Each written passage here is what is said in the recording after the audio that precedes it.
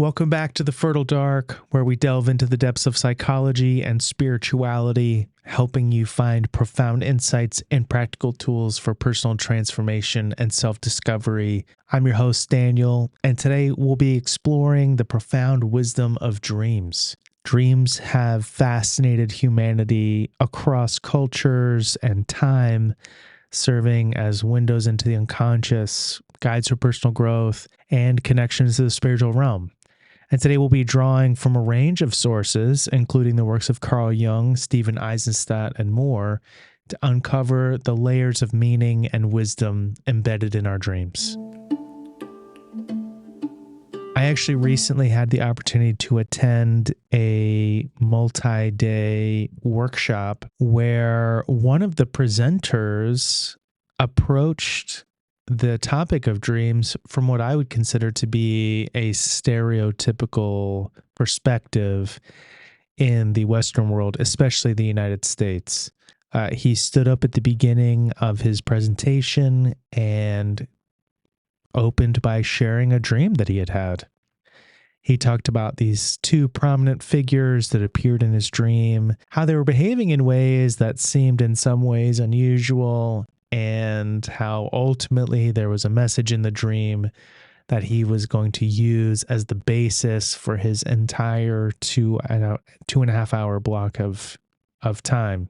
However, the way that he shared this experience of his dream was done in a way that was very light and mocking and encouraged a lot of humor around the incredulity of the dream, almost conveying a sense of how silly it would be to have a dream like this and to share it in this context and to base an entire block in a workshop around a message of a dream. On the flip side of that, I think about something that Vincent van Gogh said: "I dream my painting and I paint my dream."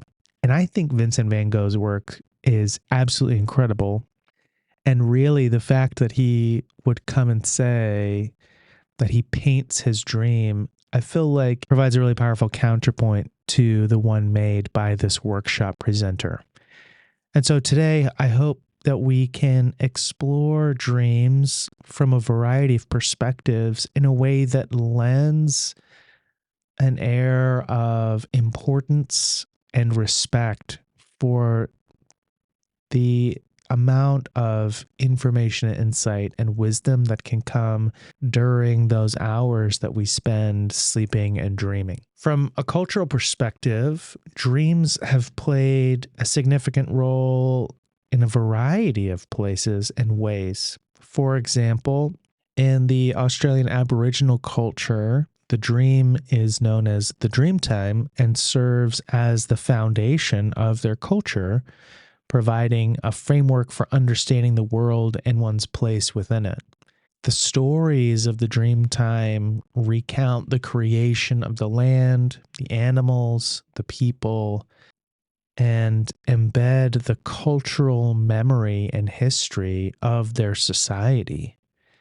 It ties the people to their land, as specific places are considered sacred and are believed to be where ancestors performed significant acts during this time called the dream time. The dream time fosters a sense of community and shared purpose, uniting individuals through common beliefs and practices that are rooted in this realm of dreaming. There are different rituals and ceremonies within their society that are deeply connected to the dream time and reenact the stories and also honor the ancestors and also honor their ancestors who first walked the land. The dream time in this society establishes laws and moral codes by which the people live, offering guidelines for behavior and social structures and responsibilities. The wisdom of the dream time is passed from elders to younger generations through storytelling in a way that ensures the continuity of cultural knowledge and identity.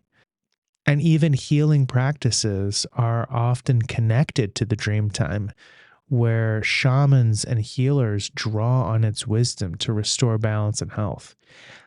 And a lot of my understanding about the dream time comes from James Cowan in his work, The Mysteries of the Dream Time.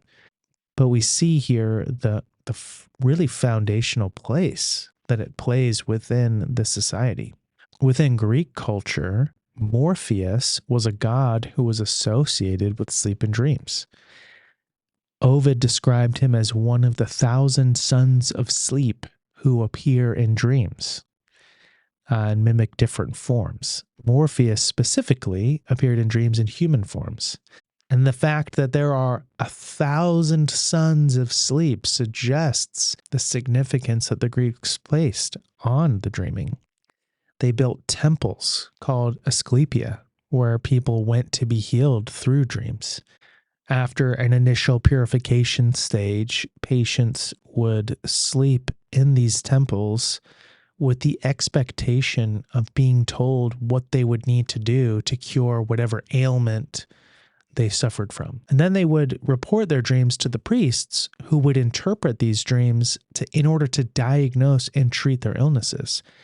Some dreams that patients experienced in the Asclepia were direct, and others were more symbolic, including visitations from the god Asclepius in the guise of a totem animal, sometimes a dog, a rooster, or even a snake. We also see dreams playing a significant role in Greek stories. For example, in the story of the Trojan War, Queen Hecuba and King Priam consult the seer Aesacus regarding a poignant dream that Hecuba had while pregnant with their son Paris, where she dreamed that instead of giving birth to a human child, she gave birth to a torch.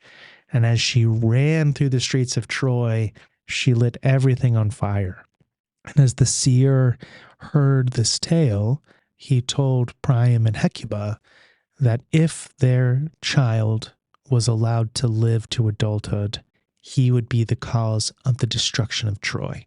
This son being Paris, who Priam and Hecuba chained to a mountainside so that he would die from exposure, but was ultimately saved, grew to adulthood, was the cause not only of the Trojan War, but of the downfall of Troy itself. In the Odyssey, Queen Penelope of Ithaca is given a dream in which she kept 20 geese in the palace, which she enjoyed watching. Suddenly, an eagle swoops down from a mountain, kills all of the geese, and takes off again into the sky, and the dead geese are scattered around the palace. Penelope is weeping, and the other women come to her side. The eagle returns, sits on the central rafter of the roof, and then speaks to her in a human voice, telling her to have courage, as it wasn't a dream, but a real apparition which would be fulfilled. And the dream symbolically represented the experience that she was having of being, and the dream symbolically represented the experience that she had enduring being courted by different suitors during her wait for her husband Odysseus to return from his voyage, at which point he, as the eagle, killed the suitors that had been surrounding her. In ancient Egypt, Egyptians wrote their dreams on papyrus and believed dreams were divine messages, and people with vivid and significant dreams were considered blessed. Ancient Egyptians thought the best way to receive revelation was through dreaming, and would actually go to sanctuaries and sleep on special dream beds to induce dreams in hopes of receiving advice or comfort or healing from the gods. And the interpretations of these dreams could influence decisions ranging from personal matters all the way to state affairs. An example of this is actually found between the feet of the Great Sphinx on a stone known as the Dream Stele that records a dream of Tutmosis IV, in which he is visited by the sun god Ra and given sovereignty, as well as ordered to clear away the sand gathering around the site of the Sphinx itself.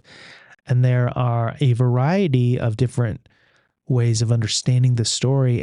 Scholars suggest that Tutmosis IV was not originally the heir to the throne, but that as a result of this dream facilitated his inheritance of that throne by killing any older siblings that would have inherited ahead of him. In the Judeo-Christian tradition, specifically within the Bible, dreams happen as omens and messages from God. And the Old Testament prophet Joseph is a good example of this. He was given the gift of interpreting dreams and utilized this gift while in prison with the Pharaoh's cupbearer and baker, as well as with the Pharaoh himself. In the specific instance of the Pharaoh had multiple dreams with recurring symbolism of 7 healthy symbols being devoured by 7 unhealthy versions of that same symbol. For example, one of them, the Pharaoh dreamed of 7 healthy ears of corn being devoured by 7 unhealthy ears of corn. Joseph then interprets these dreams with the understanding that they represented a time of prosperity immediately followed by a time of famine, which enabled Pharaoh in the story to prepare accordingly. From a psychological perspective, Carl Jung provided a lot of deep insight and wisdom around the significance of dreams. He said, the view that dreams are merely the imaginary fulfillments of repressed wishes is hopelessly out of date. There are, it is true, dreams which manifestly represent wishes or fears, but what about all the other things? Dreams may contain ineluctable truths, philosophical pronouncements, illusions, wild fantasies, memories, plans, anticipations, irrational expectations, even telepathic visions, and heaven knows what besides. And I love this juxtaposition that Carl Jung provides against a very stereotypical societal view around dreams, which is dreams are just the flotsam and jetsam of everyday life. It's our mind doing its thing to process through whatever events had happened in the day prior. Instead, Carl Jung says that the dream is a little hidden door in the innermost and most secret recesses of the soul, opening into that cosmic night, which was psyche long before there was any ego consciousness, and which will remain psyche no matter how far our ego consciousness extends. In dreams, we put on the likeness of that more universal, truer, more eternal man dwelling in the darkness of primordial night. There he is still the whole, and the whole is in him, indistinguishable from nature, and bare of all egohood.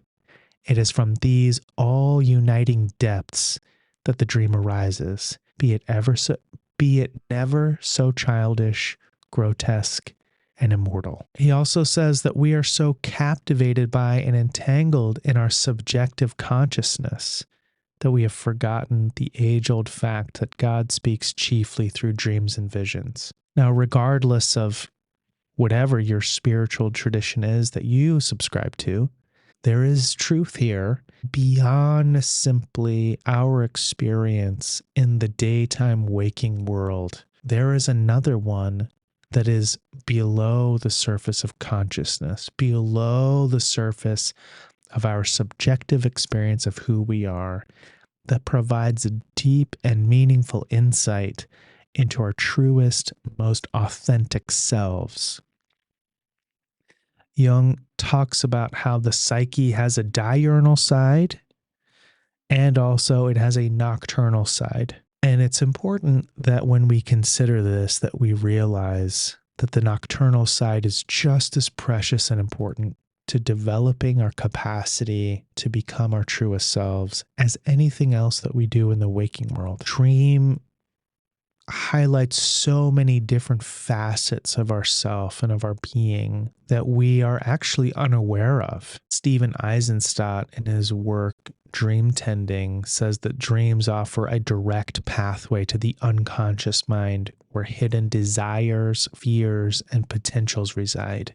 They are a mirror reflecting the soul's landscape. Dreams are portals to the mythic dimension, connecting us with archetypal energies and universal patterns that shape our personal and collective experience.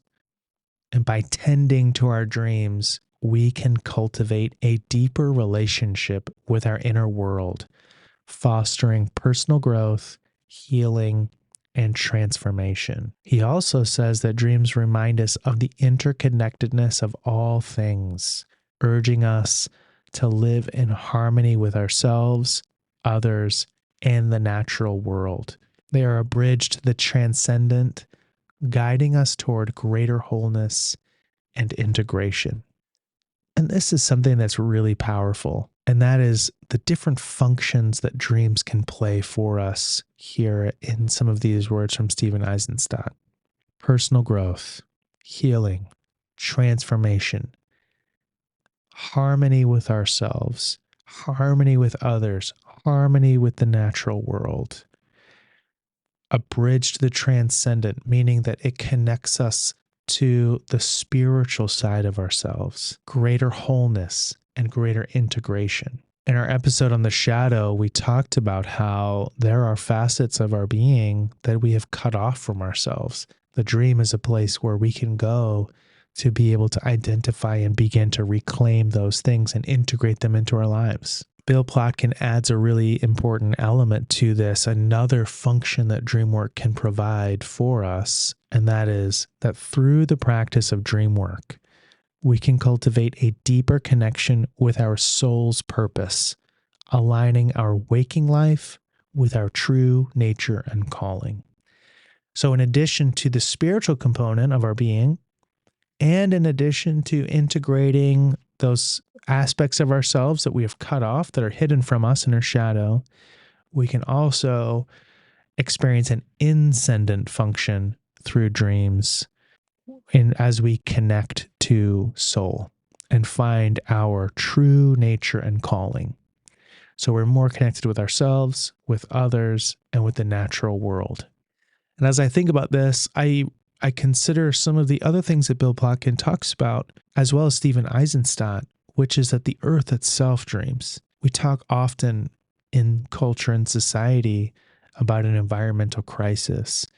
And here we see that one way to deepen our connection with the natural world and move forward in a way that is helpful and healthy in the way we interact with the earth itself is actually found in the space of the dream. And psychological approaches to dreams and many spiritual traditions, dreams are seen as a way to receive messages from ancestors, spirits, or the divine, and these messages can provide guidance, warnings, and profound wisdom. And this perspective encourages us to pay attention to our dreams and consider them as meaningful and potentially transformative experiences. In some shamanic traditions, shamans practice journeying into the dream world to gain information, affect change, and practice something called soul retrieval, whereas they work with a patient, they go into the dream as a way to reclaim portions of that person's soul that they believe to have been lost. And understanding the spiritual significance of dreams can deepen our connection with our inner selves and the universe, because it reminds us that there's more to life than the physical world, and that dreams can be a gateway to that spiritual realm. And I love this because we are inundated on a daily basis with so many things that are so focused on this heavily curated Instagram persona that we present to the world. We're also continually bombarded with so much fast, quick, and easy material to solve all of life's problems. And there's so much more to life than those things. And much of that is found within the dream as we learn to acknowledge it as significant, as well as develop our capacity to work with our dreams. So, how do we actually begin working with our dreams? Step one is to begin keeping a dream journal. Dream journal begins with setting an intention, expressing it verbally, non-verbally, in writing, out loud, however we feel will be most helpful, that we want to and intend to remember, record, and understand the message that Psyche is presenting us in our dream. You can have a special notebook, you can have a special pen, you can use your phone, whatever it is that will be the best method to help you be able to intentionally record what is happening in your dream. In the dream in your dream journal, you can set it up however works best for you, but begin by recording your dream in the first person. For example, I'm standing in my living room and I move into the bathroom and I am asking the question, how do I fix the plumbing in the bathroom? And then I walk outside to the side of my house and I'm standing in front of piping on the outside of the house and I see a handle on the side of the house and I turn it and it shuts off the water to the house. I walk back inside and then I fix the plumbing. It can be something simple like that. I write it in the first person. Once I've been able to capture the details of the dream, I've been able to capture the dramatic story as if I'm recording a scene from a play. Then I want to write down the feelings that are associated with the dream. For example, recently I had a dream that was very disturbing. I was responding to a shooting that was happening at a school. I ran to the school and there was a young child with a gun who was shooting people. And I pulled out a gun and my hands are shaking. And I point the gun and I shoot the child. And then I have an almost out of body experience within the dream. And I see another version of myself that looks like a different person following the same motions. He's responding to the child who's shooting, but instead of shooting the child, he puts the gun down and then goes and embraces the child in a compassionate hug. And then over the child's shoulder and across a river, there is this horde of evil looking adults who are controlling the child as if with puppet strings.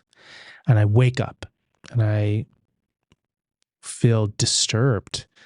I feel anxious. I feel confused. I feel grief all around this dream. And so it's important that as we write down the dream and we write down the dramatic structure of the dream, that we also record the feelings that we have that are associated with it. Once I've been able to have these things in my journal, both what happens in the dream in the first person, my associated feelings, then I can begin to work with the dream itself to be able to unlock some of its wisdom and some of its meaning.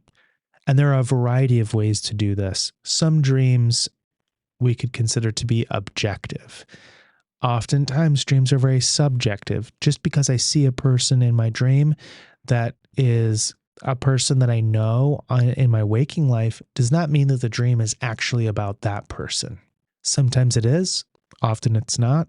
But what I can do is I can begin to write down what are the symbols in the dream itself. Am I in a house? Am I outside? What room am I in? Are there other people in the dream? What are there animals in the dream? What figures, what symbols stand out for me? And then I can begin to work with those symbols through the process that we would say begins with personal association and then moves into a place of what's called amplification. And then, depending on the school of thought that you want to follow, you would either move into interpretation or through what's called animation. But ultimately, that work can't begin unless I have captured the dream and the associated feelings. And then, as the dreamer, realizing that I become the oracle that those symbols are funneled through, which is why I begin with personal associations. So, in the instance that I shared about this very disturbing dream or responded to a child who was shooting a school, as I worked with these images later, what I came to understand was that for me, this child in the dream represented my own inner child that was perpetuating wounding to other people, but that also my waking consciousness, my ego self was also wounding that inner child. There was this self-sabotaging loop that was occurring. And that these evil seeming adults that were in the background, those were the adults from my childhood that had perpetuated a significant amount of trauma for me as a child. And that this inner child was acting from that place of trauma, not from a place of malice or ill intent.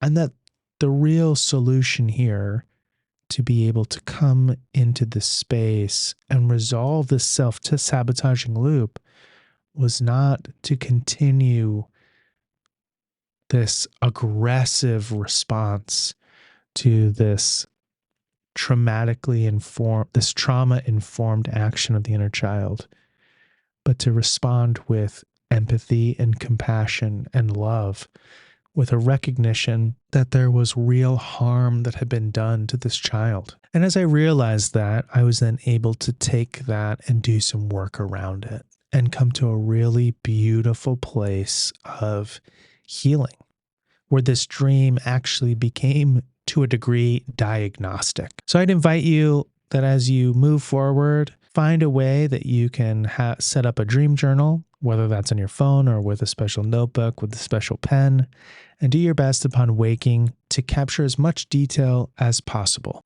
You may even consider having a nightly ritual where, whether out loud or in your journal, you set that intention of tonight, I will remember my dream. In summary, dreams are profound sources of wisdom that connect us to the depths of our unconscious, our cultural heritage, and our spiritual selves. And by engaging with our dreams, we can uncover hidden truths, we can foster personal growth, and connect more deeply. And we can connect more deeply with our true purpose. Thank you so much for joining me on this journey into the wisdom of dreams. I'd love to hear about your own experiences, so please share them with me on social media or through email. And if you enjoyed this episode, please consider sharing it with someone that you feel like could benefit from understanding more about the wisdom of dreams and how to begin working with those dreams. Also, please consider subscribing or rating and leaving a review. I'm really interested and excited to hear your feedback on what you think of the podcast. You can also connect on Instagram and Facebook, where we're working to build a community of like-minded, heart-centered people. I'd love to see you there. So until next time, keep delving deep and embracing the journey.